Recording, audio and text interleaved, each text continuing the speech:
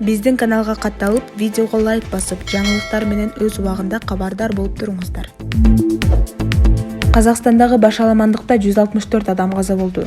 Бул тууралуу Спутник Казакстан басылмасынын Telegram каналына жарыяланды. Алардын ичинен Алматыда 103 адам, анын ичинде 2 жаш бала бар. Кызыл Ордо облусу 21 адам, Жамбыл облусу 10 адам, Алматы облусу 8 адам. Ал эми 2265 адам медициналык жардам алуу үчүн кайрылган. Эске сала кетсек, Казакстанда нааразычылык акциялары бир нече күн мурун башталган. Жергиликтүү тургундар унаага куюлуучу газдын баасын арзандатууну талап кылып, өз шаарларынын көчөлөрүнө чыгышкан. Казакстанда жаңы жылдан кийин эле газдын баасынын литри 60 теңгеден 120 теңгеге чейин көтөрүлгөн. Митингчилер республиканын биринчи президенти Нурсултан Назарбаевден саясаттан кетүүнү талап кылышкан. Казакстанда өзгөчө абал режими киргизилип, өлкөнүн өкмөтү отставкага кеткен. Казакстанда убактылуу жүргөн кыргыз жарандарынын казакстандык укук коргоо органдары тарабынан кармалган фактылар боюнча кыргыз коомчулугунун тынчсыздануусуна УКМК билдирүү таратты. Бул тууралуу мекемеден маалымдашты. Ага ылайык кармалган Викрам Мырзахунов жана ушундай кырдаалда туш болгон башка мекендештерибиз Казакстандагы окуяларды козгогон күчтөрдүн пландарынын бир бөлүгүнүн кезектеги курмандыктары болууда.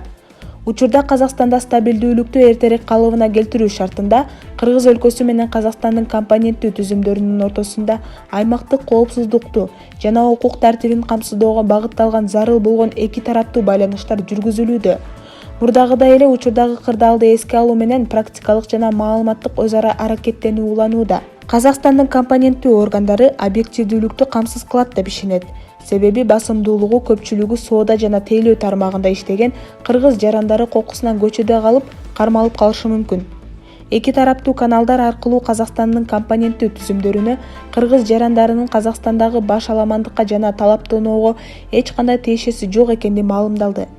Жапайы Арман Кайманаты бар криминалдык авторитеттин негизсиз билдирүүлөрүнөн келип чыккан.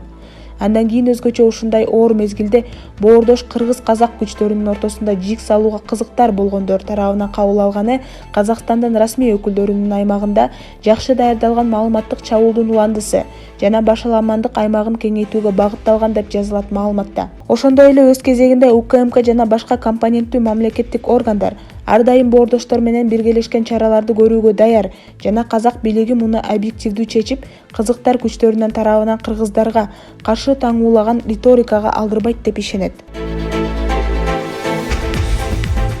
Бишкекте Казакстандын Кыргыз өлкөсүндөгү элчилигинин алдында митинг өтүп жатат.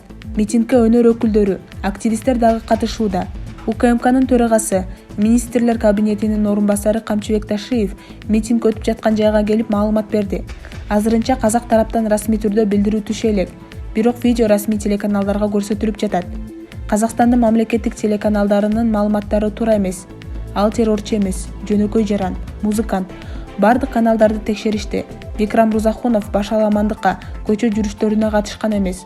Коңшулар тергөөнүн риторикасын өзгөртүшү керек.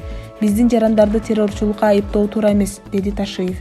Ошондой эле Казакстандын Кыргыз өлкөсүндөгү элчилигине нота берилгенин кошумчалады. Буга чейин Казакстандагы телеканалдардын биринде баш аламандыкка катышкандардын бири Кыргыз өлкөсүнөн учуп баргандыгын айткан видео көрсөтүлгөн. Андан соң интернет колдонуучулары видеодогу жаран жас музыкант Викрам Мырзахунов экендигин жазышкан. Бул боюнча Тышкы иштер министрлиги жана ИИМ аталган жарандын кармалышы боюнча жагдайларын тактоого тиешелүү чаралар жүргүзүлүп жатканын билдиришти.